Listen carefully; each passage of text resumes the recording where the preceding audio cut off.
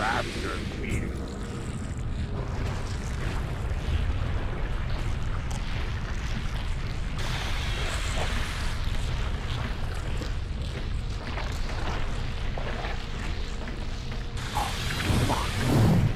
Call of Cthulhu Dark Corners of the Earth is a first-person action-adventure game that kind of looks like a shooter but actually combines stealth and adventure elements. It's similar to games like Thief and Deus Ex and System Shock in that it just throws all this stuff together into this one really atmospheric experience.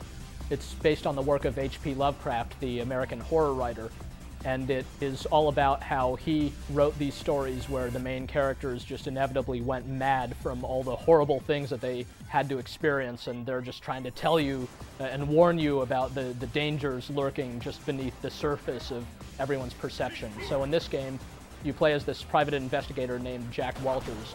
You go to this little town of Innsmouth to investigate a missing persons case, but the population there is, well, something's wrong with these guys, and sure enough, you end up kind of fleeing for your life and trying to figure out what in the hell is going on in this place. So it's this really atmospheric game with a lot of really cool moments in it and just a great deal of variety as well.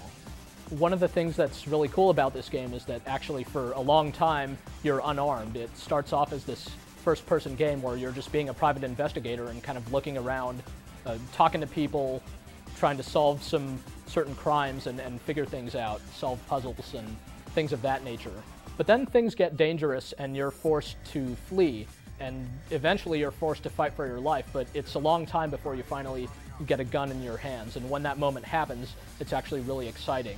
The gunplay in the game is pretty decent, but it's not that great, and same goes for the stealth. It's got plenty of these stealth sequences, and you could always kind of try to stay hidden and get the drop on your enemies, but it's how all this stuff works together that's really to the game's ultimate credit. It's the fact that you have these big, expansive environments that you're pretty free to explore on your own. Call of Cthulhu really does a lot with its first-person perspective, more than what you'd expect from like a typical shooter. For one thing, there's no interface on the screen at all, which a few games have tried out, but this one, it really nails it. So you don't see any kind of health meter, you don't see any ammo.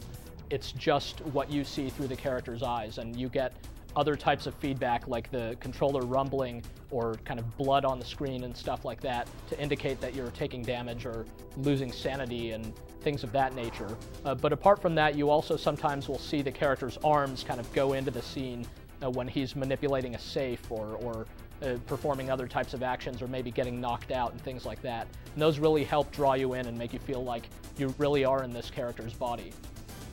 There are a lot of scripted moments in this game, and a lot of them are really, really good, and a lot of them involve people getting killed in horrible ways and you kind of barely escaping with your life. And that's partly because your character seems to have the ability to sometimes temporarily be able to see things from his enemy's perspective, which, you know, contributes to the character's increasing loss of sanity.